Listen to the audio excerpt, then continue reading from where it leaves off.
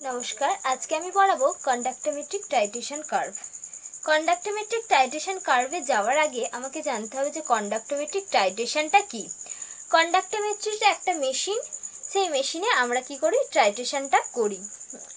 Titration মানে একটা নির্দিষ্ট অ্যামাউন্টের অ্যাসিড থাকে, সেই অ্যাসিডটাকে আমরা নির্দিষ্ট অ্যামাউন্টের বেস দ্বারা টাইট্রেট করতে হয়। এবার কন্ডাক্টোমেট্রিক্যালি যখন আমরা টাইট্রেশনটা করছি, কি করি, একটা সাধারণ একটা বিকার নিই, সেই বিকারে একটা নির্দিষ্ট অ্যামাউন্টের অ্যাসিড নিই। সেই অ্যাসিডের মধ্যে কি করা হয়, কন্ডাক্টোমেট্রি থেকে, যে কন্ডাক্টোমেট্রিক মেশিন থেকে যে একটা কন্ডাক্টোমেট্রিক সেল থাকে, সেই সেলটাকে কন্ডাক্টোমেট্রিক সেলটাকে কি করা হয়, এই অ্যাসিডের মধ্যে ইমার্জ করা হয়। সেই ইমার্জ করা হয়, তারপর সেই মেশিনটা একটা ভ্যালু শো করে। এবার যখন আমরা বেস অ্যাড করছি, যে মেশিনটা কি করে, একটা নির্দিষ্ট ভ্যালু দেখায়।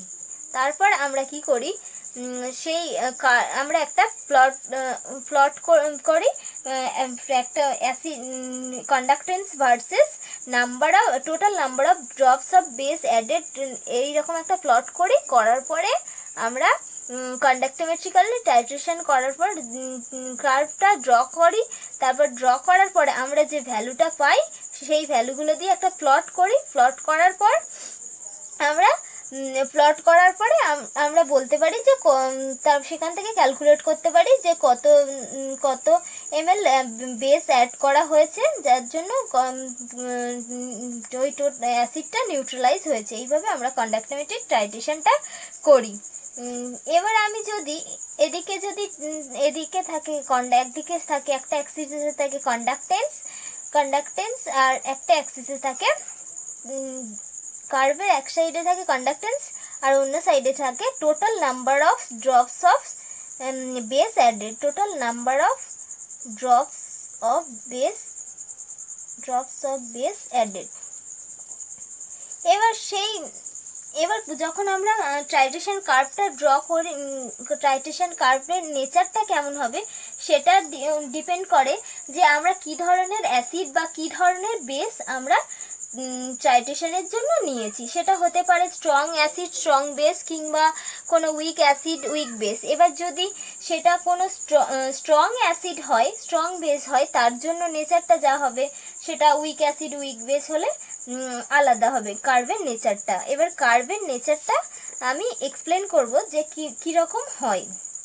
যদি আমরা একটা স্ট্রং অ্যাসিড ভার্সেস স্ট্রং বেসকে কন্ডাক্টোমেট্রিক্যালি টাইট্রেট করি, তাহলে আমরা কি পাবো। স্ট্রং অ্যাসিড সাপোজ সেটা যদি HCl হয়, সেটা with titration with strong acid with strong base. Strong base সেটা হতে পারে, বেসটা হতে পারে NaOH। স্ট্রং বেস যেহেতু বলছি, স্ট্রং অ্যাসিড বা স্ট্রং বেস বলতে আমরা কি বুঝি। স্ট্রং অ্যাসিড বলতে আমরা বুঝি যেগুলো হচ্ছে সলিউশনে কমপ্লিটলি ডিসোসিয়েট করে, সেগুলোকে আমরা স্ট্রং অ্যাসিড বলি বা স্ট্রং বেস বলি। যেগুলো স্ট্রং ইলেকট্রোলাইট, যেগুলো হচ্ছে কমপ্লিটলি ডিসোসিয়েট করে আয়ন ফর্মেশন করে। কন্ডাক্টোমেট্রিক টাইট্রেশনের কার্ভের নেচার জানতে হলে আমাকে কিভাবে কার্ভটাকে আমি এক্সপ্লেন করব, আয়নগুলোর মবিলিটির ওপর নির্ভর করে যে কার্ভের নেচারটা কেমন হবে। যদি স্ট্রং অ্যাসিড হিসেবে আমরা HCl নিই, তাহলে কি করে, সেটা সলিউশনের মধ্যে HClটা ডিসোসিয়েট করে, কমপ্লিটলি ডিসোসিয়েট করে, তৈরি করে H+ আর Cl-। আর NaOHটা কি হয়, ডিসোসিয়েট করে তৈরি হয় Na+ আর OH-। যখন আমরা কোনো রকম বেস অ্যাড করিনি, সলিউশনে শুধুই HCl আছে, আর তখন আমাদের কি করবে, মেশিনটা যখন আমরা কন্ডাক্টেন্স দেখব, তখন মেশিনটা কি একটা হাই ভ্যালু দেখাবে। যেহেতু HClটা একটা স্ট্রং অ্যাসিড, আর HCl এর ডিসোসিয়েশন থেকে আমরা যে H+ আয়নটা পাচ্ছি, তার কন্ডাক্টেন্স খুব বেশি, কারণ ionic mobility of H+ is very high. তাহলে আমাকে কি করতে হবে, একদিকে যদি আমি conductance versus total number of drops of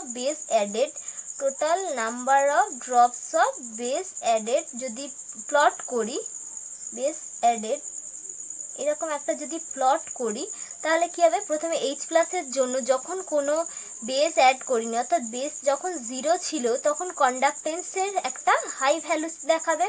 যখন পুরো সলিউশনের মধ্যে শুধুমাত্র HCl ছিল, কন্ডাক্টেন্সটা একটা হাই ভ্যালু দেখাবে।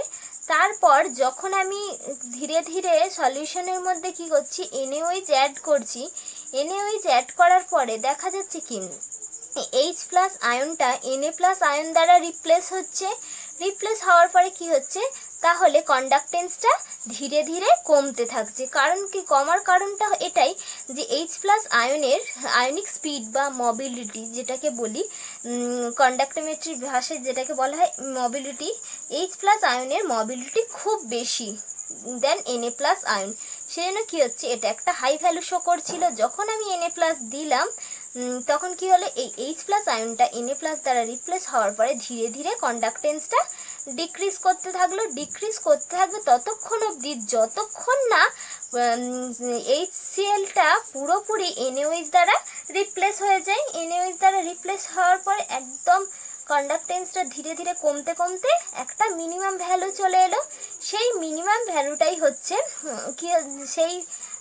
হচ্ছে নিউট্রালাইজেশন পয়েন্ট। তারপরে আমরা যখন NaOH অ্যাড করছি সলিউশনের মধ্যে তখন কি হচ্ছে, পুরো NaOHটা যখন আমি এবার অ্যাড করব, ফার্দার অ্যাডিশন অফ NaOH কি হলো, আবার এই NaOH থেকে যে ডিসোসিয়েশনের ফলে যে OH মাইনাসটা আসছে সেটার কন্ডাক্টেন্সও অনেকটা হাই, তারপর আবার ধীরে ধীরে কন্ডাক্টেন্সটা বাড়তে থাকবে। তাহলে